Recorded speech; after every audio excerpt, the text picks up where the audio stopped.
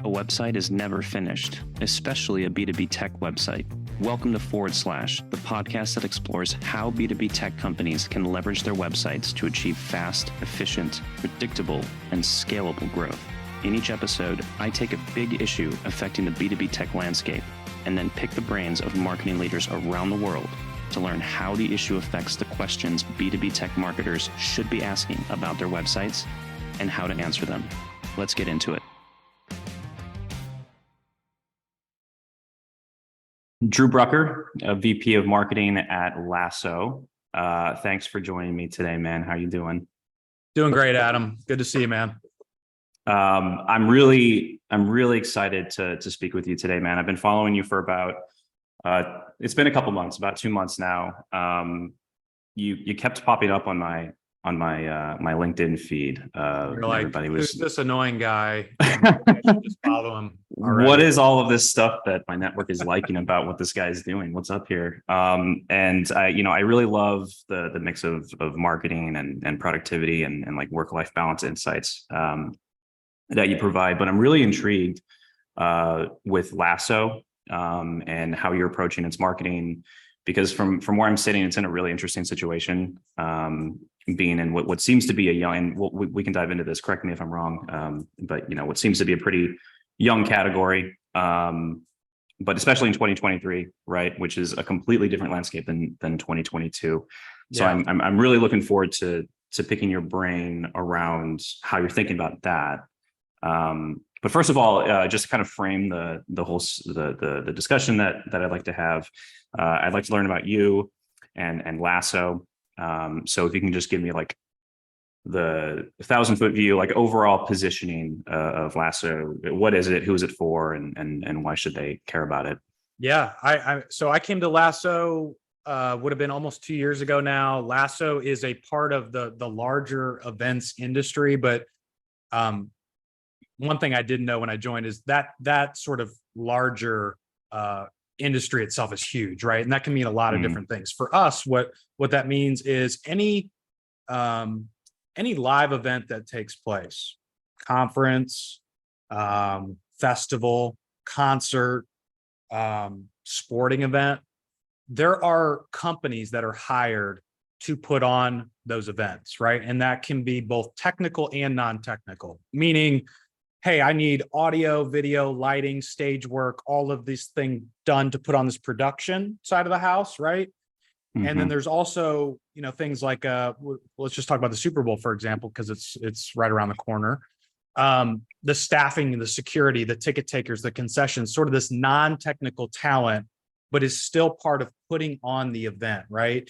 And so it's all of these experiences as consumers that we go to, but we overlook all of the planning and the effort and the execution that goes into the before, the during, and the after. So we serve those companies, both the event production side and the event staffing side of the house. And we provide software. So we're a SaaS company to help them, do anything from schedule to onboard to time track to payroll to project manage their events and so forth. And so really like a stern to stem type of offering that we provide them.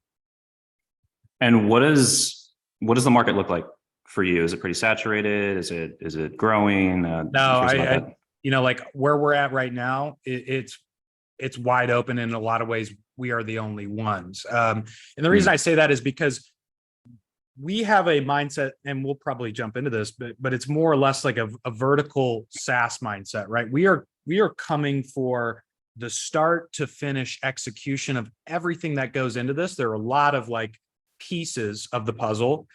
The current landscape includes a lot of companies that have been around for a while that maybe just focus on one or two of those things. And so, and in doing so, right, companies are using 4, 5, 6, 7, 8 tools, or they're using the status quo in a lot of ways with spreadsheets or documents like that. And so we are trying to redefine both that entire workflow, but the category itself. I'm assuming, I'm curious what it's like for a company in your situation. What go-to-market motions are you using? Is it mostly sales led? Is it marketing led? Yeah, like I think we were a marketing led motion when I got there, because we only had one salesperson. They were not even a prospector. They were just doing the demos that came in via inbound. We just hired and built out the sales team within the last 4 or 5 months. Now, since doing that, right, like we've seen incredible growth because we're starting to take advantage of all of the awareness, education, and people that have sort of been brought along and warmed up to then close the deal and just being proactive. But when I got there, marketing led. As time's gone on, I think we've started and are probably now well firm into sort of the content led growth motion where we've scaled up content. We know certain areas we like to play in and repurpose and what's working for us and those early leading indicators of our success there. And then we're starting to sort of have an eye on the community-led growth motion. So going back to the point that you made about, hey, is this space saturated or are there competitors or what does this look like? I did a ton of research when I first came on board into getting to know who the customers were, our product, where they go for news, how they talk to each other, what they lean on for best practices and so forth. And the overwhelming conclusion was there is no place that they go digitally for this stuff. It's all personal connections that take place mostly offline, in private, right? Text messages, calls. Maybe there are some Facebook groups, right? Or local meetups, but it's very fragmented. And I think part of that was also like the antiquity of the space, but also what happened with COVID, right? And so I heard that, and that set off alarms for me. But it's like we have the ability to take this sort of baton, right, and be that place to build the community out, to be the bridge between what people are talking about privately and talk about those things publicly.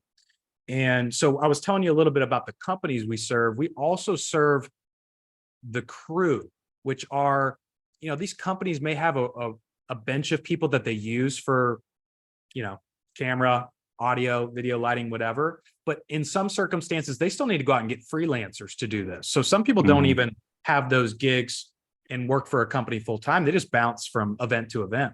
We also service them. Gotcha. We have our own marketplace for them. So our whole idea is about being this bridge between the companies, the crew, and changing the standardization and the process and workflow of what this industry is doing currently, because it's broken in so many ways, and people have just put up with it for a long, long time. Gotcha. There's a lot to unpack there. Thanks for taking me through that. Yeah. I'd like to dive into that and kind of connect all the little dots that you inevitably are going to have to be working with. And I'd like to frame this first question first with just kind of the reality of the B2B market. And I think everybody knows this. I just kind of want to, start with it. 2022 happened. It was a strange time. There's a lot of paradigm shifts going on. But pretty much all in all, it's a lot of companies are finding that, the markets are shrinking, right? Especially for B2B SaaS. It's not going to be like this for everybody, but I mean, there's obviously this situation, longer sales cycles. It's harder to open wallets. And then you have this idea of dark social and dark funnel, kind of what you were alluding to. I think it's around like 20% of the buyer journey is really only including the supplier. I think that was a stat provided by Gartner. So given this reality, coming full circle and based off of your past experiences, the past roles, I'm curious, are you finding the fact that it's a young category, or that your main competitor in large part are like spreadsheets and human labor, and because it's like so disconnected, are you finding that as an advantage to having just like actual like a saturated kind of like MarTech or sales tech? Are you finding that as an advantage, a disadvantage, neither? Is it all pretty much kind of the same regardless? Curious what you're seeing there. I mean, the competitor in me looks at it as an advantage because, right, like we're not playing catch up to anybody. It's more or less we're on offense and trying to take advantage of this window that I think really opened up during COVID. Live events were impacted so drastically that they shut down completely, right? Of course, COVID impacted a lot of industries, but this was one of them where nothing happened, right? No shows were happening. And if they were, right, they moved away from the live component. And so there was literally nothing happening. A pin could drop. And I think what had sort of happened was a lot of these companies then realized I cannot keep doing things the same way as we did pre-pandemic. And not even in a choice way. It was more of a necessity. And so we've got this opportunity to really set the tone, lead from the front, be on the offensive, and, you know, at the same time, just have these sort of imaginary and visionary ideas of what we want the industry to be. And we've got people on our team that have worked in this industry and understand it. And our founder was one of our ICPs and built this out. And so it's a founder-led, understood product as well, right? Which just only increases the idea that we can relate to what these folks are going through. And so I totally view that as an advantage in a lot of ways. Gotcha. That makes sense. So take me through that. I'm curious how you're thinking about go to market. I like to start with the KPIs. What are you working with there? Yeah, like for us, I think deep voice of customer research is key for any team right now. But we're focused on that. We're focused on co-creation of content as well. So like we don't want to be preaching. We don't want to be lecturing. We don't want to, I mean, sure, there is some education and thought leadership component, but we need to be including everybody else in the community to lead us forward. We're not, just somebody up on a stage telling everybody else where we need to go. We're trying to play our part and help facilitate that, but also have everybody else bought in to now's the time that we can do this, but it's going to take a collective effort. So there's that, there's the sentiment, the experience that we're focused on, right? So just a lot of these companies that have used tools in the past haven't had great experiences and so forth. As a company too, I think we're looking at it. One thing that's been great is our sales, marketing, and customer success teams are working collectively as a revenue team. I don't think a lot of people companies can say that truly. I think that's sort of been partly because of the people that are here and partly because of the size of the company. We took advantage of that at the right time. But, I sat down with my boss, the CRO, our VP of sales, VP of CS, and we mapped out everything in terms of, hey, here's where we view the strategy going forward. Here's what's happening with our future product launches. These are the KPIs we want to set forth. These are how we're going to measure them, right? And these are how we're going to get our internal teams to adopt, this idea that we're all one collective team, right? Everything that marketing does has this cascading effect to sales, which has a cascading effect to CS. And that can be, those connections can be made either way. And so I think that's been a huge part of it. And then more from a KPI standpoint, right? Like what are we responsible for? Of course, like at a company level, we have quarterly goals that are tied to the company revenue. Awesome, right? Because that keeps our focus on the bigger picture. We also have team goals where we're focused on, for us, what that means right now is scheduled net new demos and scheduled upsell demos, because we recognize the opportunity that exists both in net new and the upsell opportunity we currently have because of just the data and research we've done. What's the thought process there as far as like prioritization is customer expansion versus new customer acquisition? I'll give you something very clear here. So with the sales build out that I mentioned earlier, we just hired an account manager that is just responsible for upsells. Oh, okay. Haven't had that. We've got AEs, but they're going to be more taking in the demos that we get via inbound or for net new. And this is going to allow us to have somebody that's penetrating the accounts proactively, also has marketing, doing things like if we have got a product launch, we're servicing both. We've got a strategy that caters specifically to customers, and we've got a strategy that caters specifically to prospects. The great thing I think about some of the products that we have, I would say the majority of them, they're not that new concepts. They're doing these things, just not in the way that they might be doing them now through our product, right? There are tasks and things that they're already doing. It's just sort of the repackaging of, hey, look, not only can you do this in a better way, all of these things now talk to each other. You don't have to run around for all these tools, which makes you as a business owner or somebody that is on a leadership team at one of these companies really start to understand the ROI benefit of investing in this tool. That doesn't exist in this industry either. A lot of these people just think, hey, this is the way it's always been. I have to sort of, bite off these things that are going to be hard to chew later on in terms of costs or things that I didn't see in terms of hidden expenses later on. And that's just the way it's always been. Now we have tools that you can foresee those things. You can take advantage of them. And we can do some of the calculations for them. It's like, hey, look, are you doing this, and this? Okay, got it. How many events are you doing a year? Got it. How many people is that usually? Got it.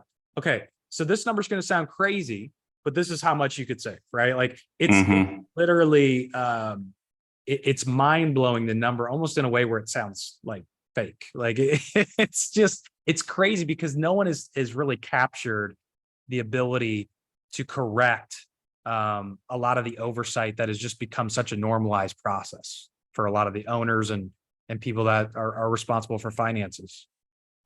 Gotcha.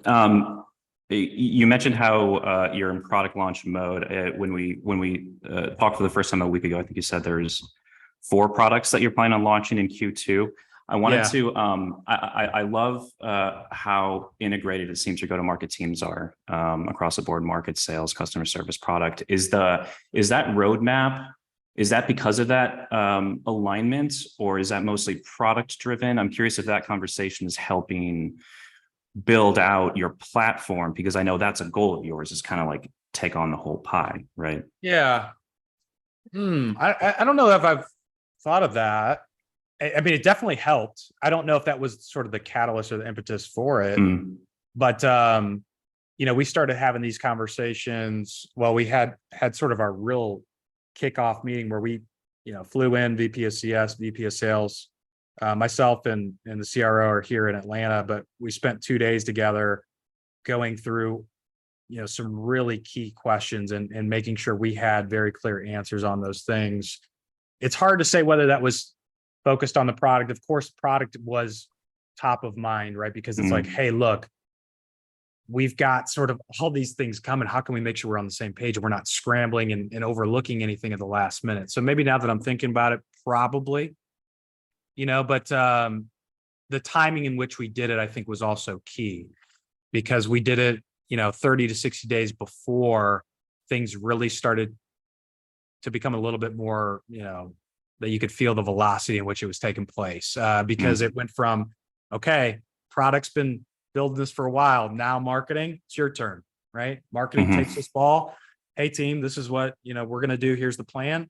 Then it's sales, right? So we've gotten some of these initial demos out of the way for the project management tool. Okay, so sales, how do we take advantage of the people that signed up for the demo that didn't attend? How do we take advantage of the people that wanted to be on this sort of wait list that didn't attend or didn't even sign up for the demo? How do we take advantage of all the customers that we know would love this tool, but didn't even sign up on the wait list or want to do the demo, right? So you start to really get clear on all the buckets that exist, the level of awareness they have, and you stack that in terms of like more products in the future. It's a lot, man. It's a lot. It is at any given time, but like selfishly, I think it's a fun and challenging experiment for me, because I've launched a product before, but not in a way that feels like this, where it's like boom, boom, boom, boom.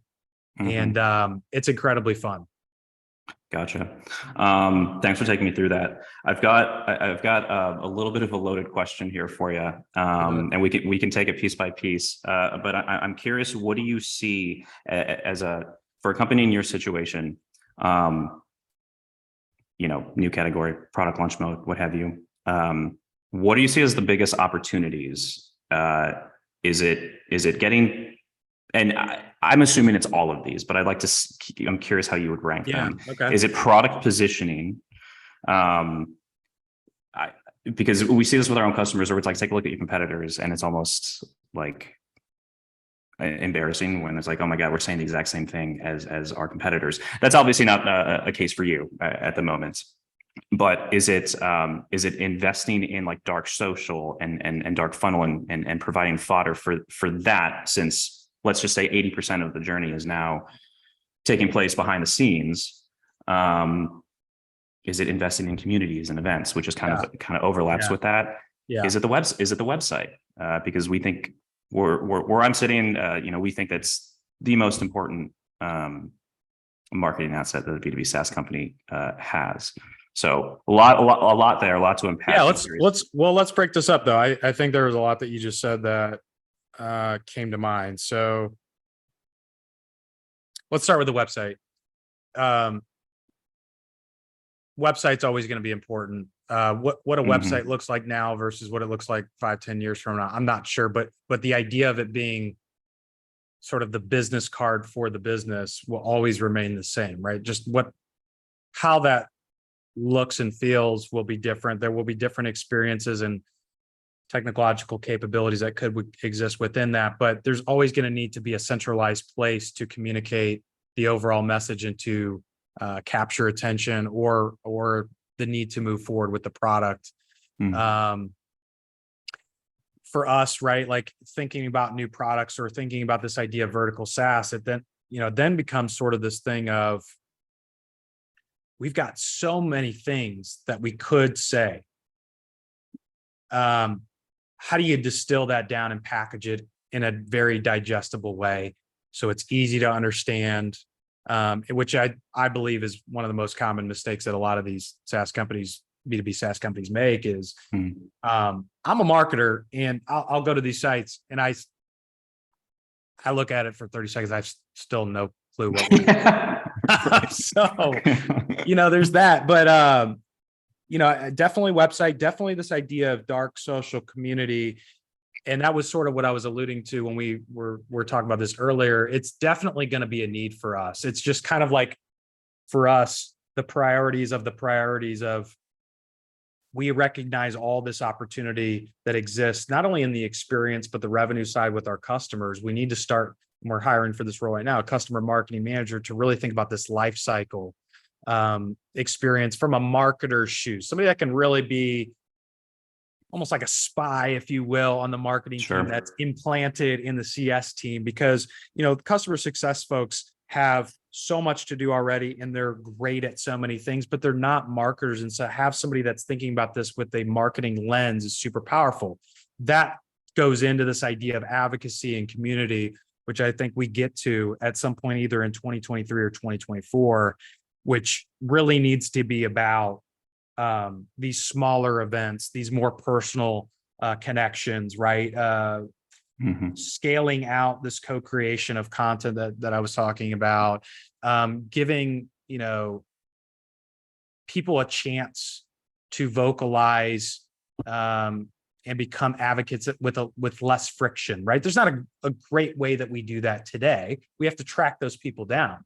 But part of a community, right, is you're not only providing a great experience, but you're creating this ecosystem that you're getting all of this opportunity for people to self-serve through your community, right? Like no longer do I have to necessarily answer every question about Lasso, for example, but maybe there's another customer that's gone through exactly what you're going through right now that can answer that question for us.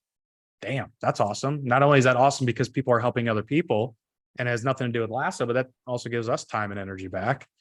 So, I mean, it's a lot of that connection too. There's just so much opportunity that I think exists in the community. So you mentioned website and community. Those are the first two things that I have to say about that. Did you want to touch on anything else within that? I have been exploring positioning a little bit. You mentioned how you're checking out competitors' websites and 15-30 seconds later, you still have no idea what they are. How are you kind of internalizing that, and how are you making sure that you're not making the same mistake on your website so that you're capturing them in the most enticing way possible? I think it takes time within a company to understand not only the product from your view, but the customer's view. The fastest way to do it, right, is, when you join a company, is to talk to as many people internally as you can, along with start to piece together your own opinion, conclusions, and perspective. But then there's the customer route. And, marketers have been probably guilty of this a lot more than they want to admit, but it's really spending a lot of time trying to take less guesses. One of the main ways to do that is to set up interviews with your customers on a marketing call, and I did that hand-to-hand combat for a while.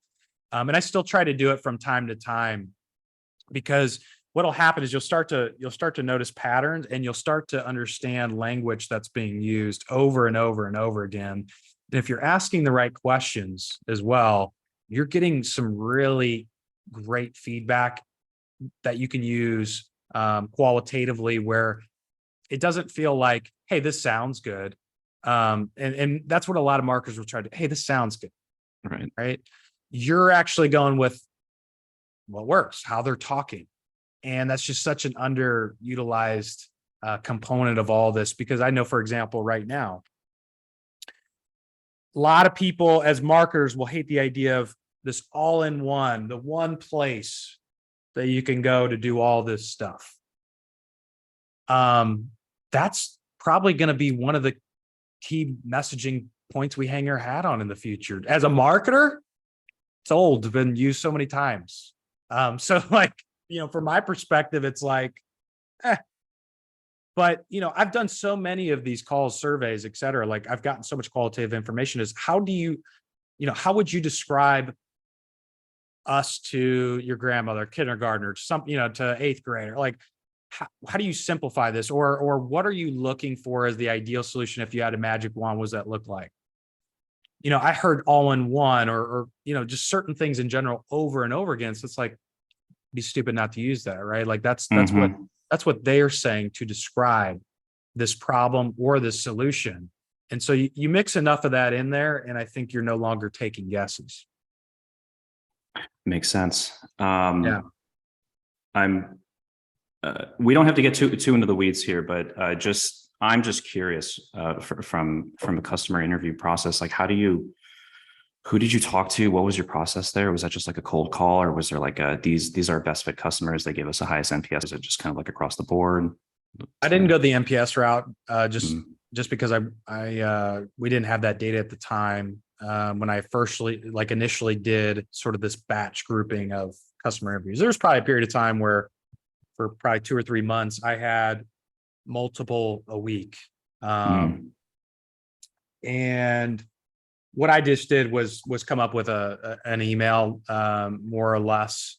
Could have done some calls too along the way, but email, I had a better response rate. And what I would do is just say, hey, look, my name is Drew Brucker, VP of Growth at Lasso. It's important for me and my team to understand if we're marketing to people like yourself in the right way, and better understand like your journey as you went to going about finding a solution like us in the first place. Like, do you have 15, 30 minutes to catch up at some point? Here's my calendar link. And I just got, probably like 1 in every 3, 1 in every 4 that would set it up, and these are busy people, right? So we're very seasonably busy. Totally get that didn't happen, but I would lean on our AEs, our CS team to just say, hey, look, who's sort of a customer that's been around for a while, who's sort of a newer customer that's maybe like 60 days in, and try to get different angles as well, along with different positions. I think as marketers, we know that we need to talk to our customers, but I think in practice, it's a little bit, we make it more difficult than we need to. Yeah. I think there's a fear there of some sort, but are you finding that having these calls, just like making that extension from the marketing team and letting them know where you're coming from, that actually strengthens the relationship? Like they're in it with you, like they want to help you build this also, or is it kind of like a mixed bag? Or I think so, because that's the way that I will message it, and that's truly what we want. I mean, that has so many parallels to what we're doing, right? We're built by the industry for the industry. So we need to continue to leverage that for credibility within new folks that are finding out about us in general. But then with the existing customers, hey, like we're guiding these new products through conversations that we have along the way, through feedback and qualitative information that we get back from you, through, talking to you guys in other formats. So like making them feel like they're helping guide this industry forward. Again, going back to the idea of community, together. We're not standing up on this pedestal and saying, hey, look, like Lasso's the one doing this. We're doing this together. We may have a little bit more resource backing to do it, but like this is our job, right? Like, and so we're leading from that sort of perspective. Cool. Thanks for taking me through that. I would like to dive into the website, and we can take this from a theoretical perspective. I am kind of curious to pick your brain on we talked about it a little bit, but I'd like to dive in a little bit more. Where you see websites going, what kind of weaknesses or points of opportunity in B2B SaaS. I guess like if we can start there, what do you not like what you see as far as like websites, functionality, what have you, and what opportunities do you actually see going down the line, whether it's in 2023 or 2024 and beyond? It's a great question. And you didn't even context this, but that's a loaded question too. I'm just thinking there's so many different ways I could go with this, but I think let's go back to the idea that I think a lot of companies have a hard time really simplifying what it is that they do. There are just so many words that don't mean shit when you really think about it, and it's just like there's something to simplicity. If I'm reading 2 or 3 lines and that's your about you, I mean, that's too much for me to understand unless I really know what I'm doing. If I'm still your ICP and I don't understand, that's a huge problem. So I love simplicity. I love when you can communicate clearly. A lot of B2B SaaS companies struggle with that. There's too much information on pages. A website, I think, is a conversation starter. It's not somewhere where people hang out, unless it. Yeah. Now, look, there are companies and products where that is the case. Don't get me wrong. There are outliers. I'm just saying in general, people don't come to your website and you shouldn't expect them to hang out for 10, 20, 30 minutes. It doesn't happen. They're not going to your resource section to hang out in your blog and read through all your blogs. It's not happening. So there are just so many things that the website can be pared down to. And I don't know, a lot of websites are alike, which I think is both a positive and a negative, right? You'll see a lot of the same wireframes, a lot of the same layering of social proof, which I think from a user standpoint is advantageous because you become conditioned to know what to expect and look for. But at the same time, you blend in with everybody else. It's also a huge opportunity to layer in brand characteristics, brand storytelling, some really more intangible pieces of the puzzle. So I think B2B SaaS has probably been a little bit too conservative with that. And I think I'm just curious too, in general, like where websites go in the next 5-10 years, right? I mean, obviously the mobile shift. Now you're getting to this point where AI becomes a thing. Do we get into this point where AI and AR, this virtual, reality sort of thing changes the dynamic of what a website is tangibly? That could also be super interesting to see in the future. I'd like to, I'm not sure if it's going in this direction, but I'd like to engage in a little bit of spirited debate if you're up for it. Let's do it. You mentioned the resources section. I guess before that, it's like the idea of a website as a destination. And I think there's like a lot, like there's a lot there as far as like what that could mean. This is going to be a big buildup. I apologize here, but I like the way that you guys are approaching your product development, in that it sounds like you're going, you want to capture every step of the process, right? To me, that sounds like you're taking this jobs to be done mentality. And we have just started diving into this. I'm just kind of exploring this as far as like how that mentality can be transferred to thinking about website strategy and feeding in, like bringing in the whole dark funnel and dark social aspect here.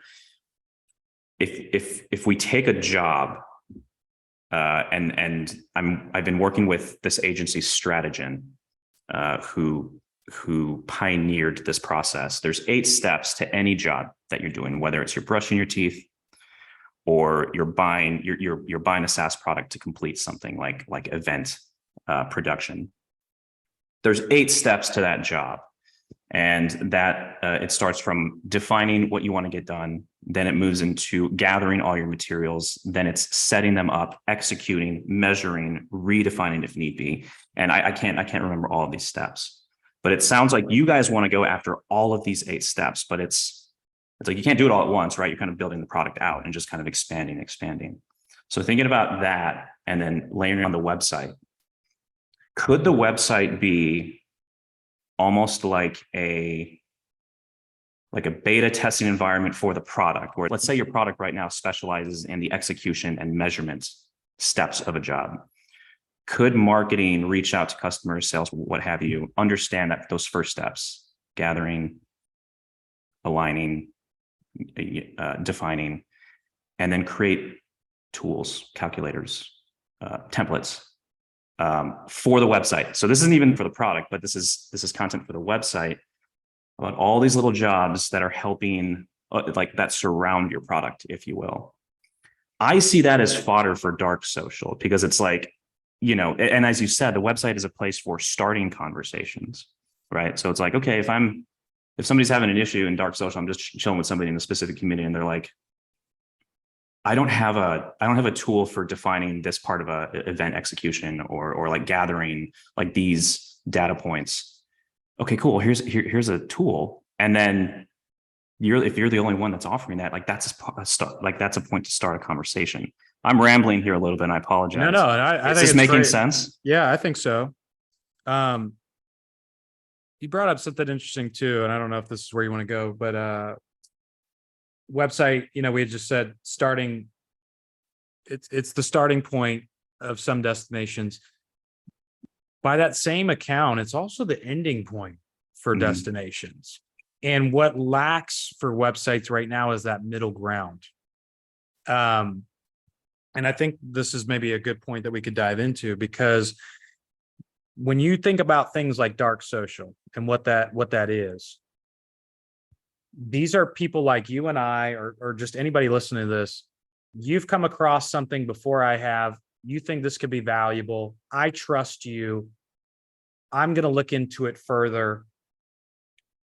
And so you'll here's the problem with attribution in general, right? In dark social, right? Is you don't get real data into that journey. And the journey isn't linear most of the time anyway, but you don't have a confident understanding of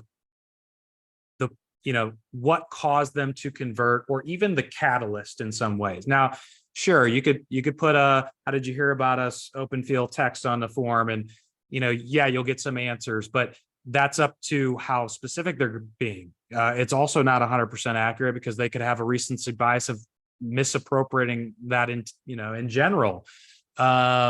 They might provide 2 sources in the same open line text, and now you don't know which one to wait. So I mean, there are holes in that, right? So then how do you safeguard that? Well, maybe then, you take some of the information you get there, and then once they talk to sales ask that question again, underlines, hey, I see you mentioned this, like, tell me a little bit more about that. Still, there's always this little gap that you're trying to close. But point being, website could be the starting destination for some, and it could be the ending destination for some. And the middle part is sort of, I think, what came to mind for me when you're talking about this jobs to be done, because when you're thinking about these calculators, think about this and that and the other, it's already that middle part. It's an opportunity to really solidify the argument or the pain point or the urgency or the emotional connection in general to not only be helpful for the potential customer, but to get them to convert, right? So that's absolutely something we were thinking about, not thinking about, we're working on right now. When I was telling you about sort of like, hey, look, like if we asked A, B, C, D, and E about your business in terms of the number of events you put on, how many people, what are you using for this to understand, like how many people are you flying out, like we can quickly get to this number that feels very real, that helps to solidify or build credibility or a use case that this isn't a nice to have, it's a need to have. I love it. Beautifully said. I think there's a couple of companies that are doing that and doing this, and it's kind of evolving. One of them, just to be completely transparent, is our customer service Titan. And they built out a toolbox that it's like so Service Titan services anybody in like the maintenance industry, if you're familiar. I'm familiar. Yeah. And actually they're also a vertical SaaS company, Adam. So I definitely know. So they're killing it with their website. So we're kind of evangelizing the story and reverse engineering what they did. They have this toolbox where it's got like invoice generators and calculators and like even company like value calculators. It's kind of like the stuff that surrounds its product, and it's gaining all of these backlinks. It's got all of this traffic that's going towards it. So like there's interest there. That's now all they have to do is connect the dots to their product. It's like, now you're just talking about like customer, like buyer journey velocity. And it's like they're starting it early. And it's just like, how do we connect those dots? Parcel, which is I'm trying to get the owner of, or the founder of Parcel on, which is an email coding, a new email coding platform. They have all these cool tools around email where it's like, and every email provider is different. Google, Yahoo, Apple, it's not a standardized system as far as how they read code. And it provides this calculator as far as like, okay, if 90% of your email list is Apple or Gmail, these are the elements that you should prioritize. Like if it's 90% Gmail, don't do any of this other stuff that Apple needs you to prioritize. Let's just focus on these elements, whether it's like image optimization. Really cool stuff that like I just hopped onto Google and I was like, I need this. It popped up. I don't need the product right now, but I'm using their calculator and now they're in my head. You know what's awesome about those tools though, right? Is, for the business, it's being helpful. It's also a self-qualifier, for them. It can be used in that way, right? Like, is this even a great potential prospect for us based on some of these answers? And look, if it's not, still helping them, right? Hey, look, like we may not be a good fit. This is what we recommend. People love it when people, but businesses can be real.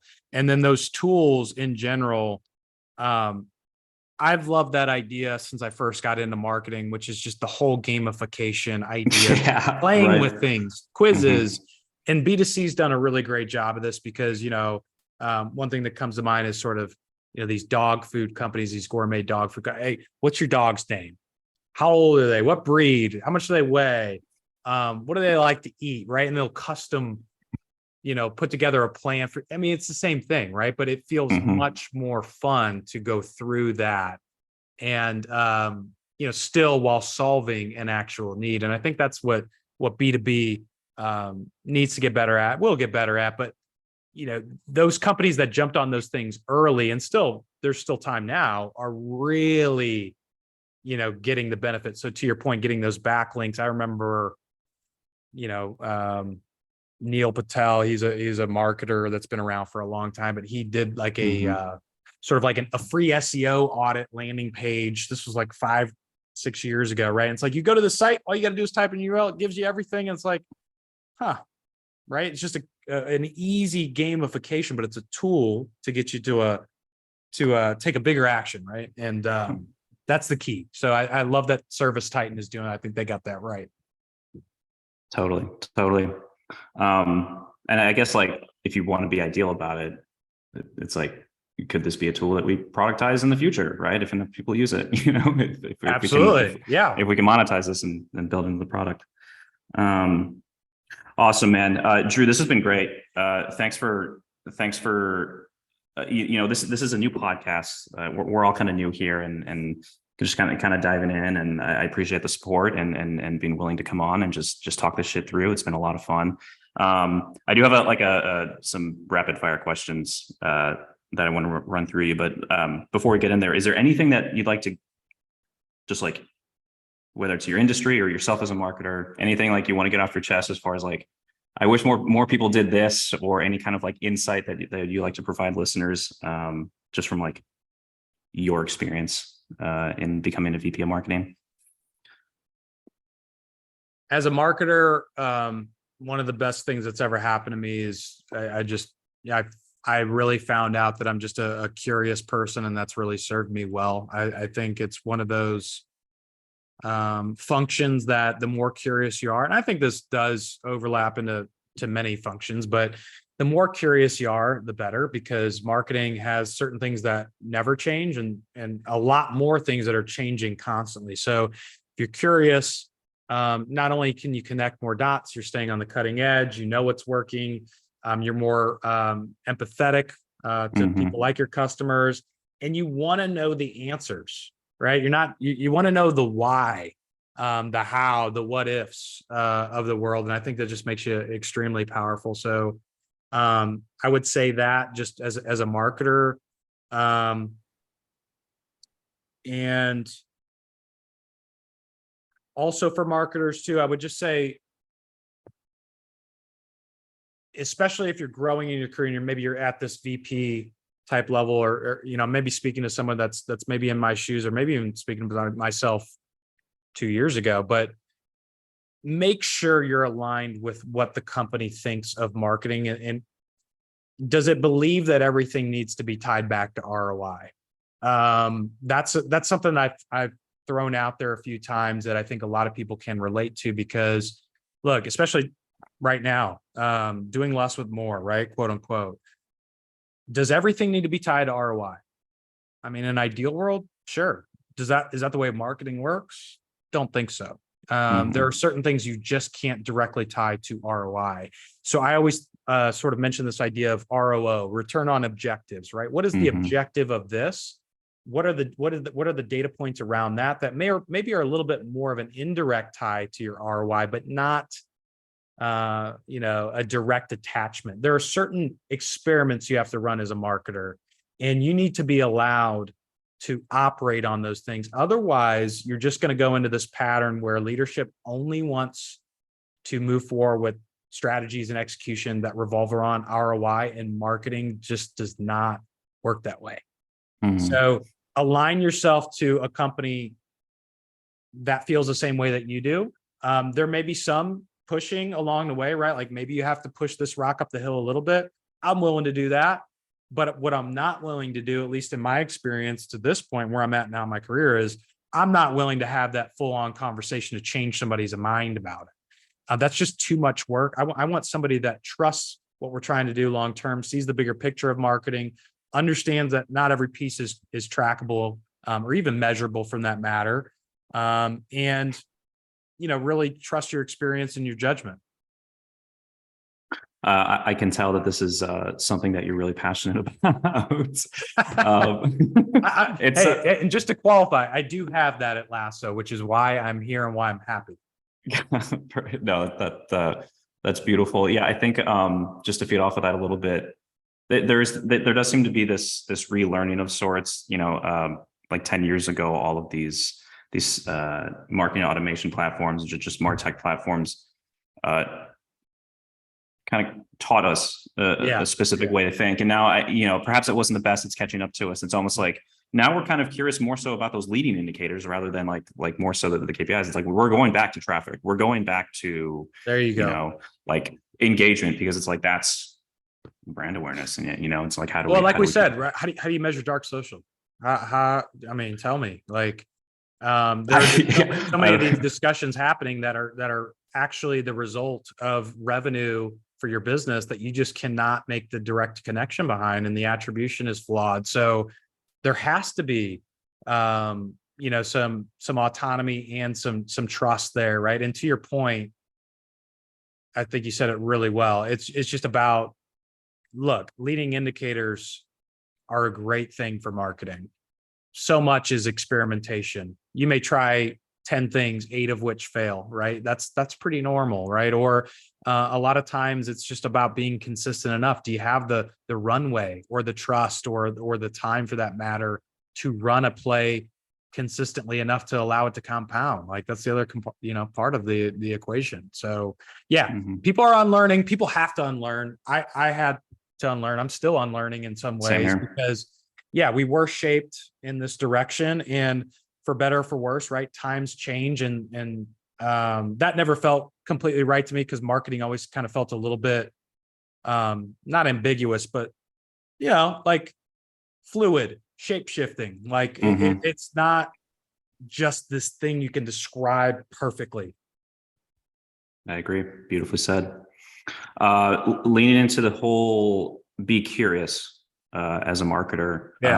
Curious who are your inspirations? Who do you listen to? What books have you read that you'd like to recommend to listeners? I'm mad because before 2022, I would say I maybe would read like, I don't know, 3 or 4 books a year, maybe like 1 a quarter.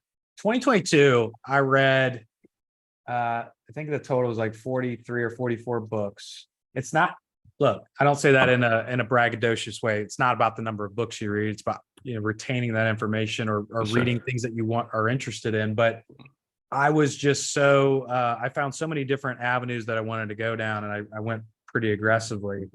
The books, and I'm mad. You're looking at your library whiteboard because I had all my 2022 books listed and I erased it. Now I'm on 2023.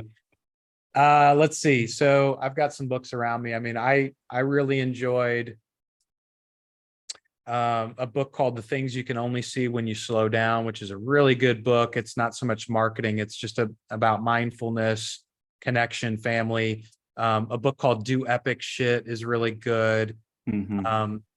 Couple Ryan Holiday books, Ego is the Enemy and The Obstacle is the Way have been tremendous. And then right now I'm reading, I just finished David Goggins' first book, Can't Hurt Me. Now I'm on the second one. And really like this book called Essentialism, which is like a productivity, the idea of doing what's essential versus non-essential, which is very relatable for me right now, because in a startup, every day I have this list of like 20 things that come to mind that I feel like I should do. How can I pare that down and distill it down to really 3 or 5 things that I'm going to care about most at the most, and do those things and have the discipline to do them. So I think that I love podcasts, listen to podcasts. I think like a couple B2B, SaaS marketers that I think about. I've got a girl on my team actually named Jess Cook, who's our head of content, who I love and I think is a great mind in content space. I also like Nick Bennett a lot, who I think is just a good voice for B2B. He talks through a lot of the things that he's been through and what he's working on now. And he's really, I think, a forward thinker when it comes to evangelism and what this creator environment looks like. It's a really exciting space.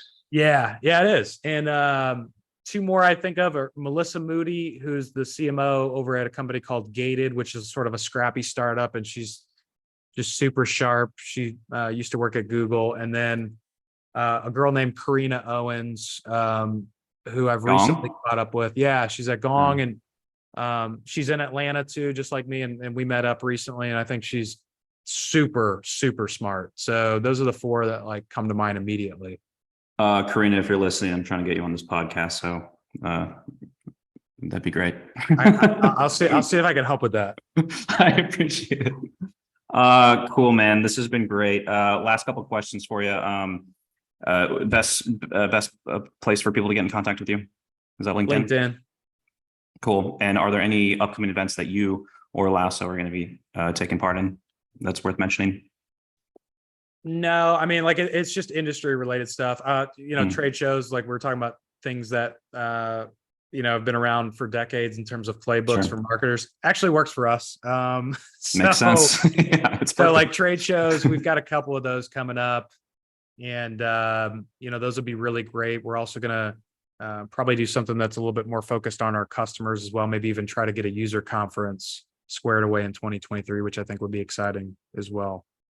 This has been great, Drew. Thank you so much for joining us. I've had an awesome time picking your brain. I've learned a lot. I'm going to be taking this back.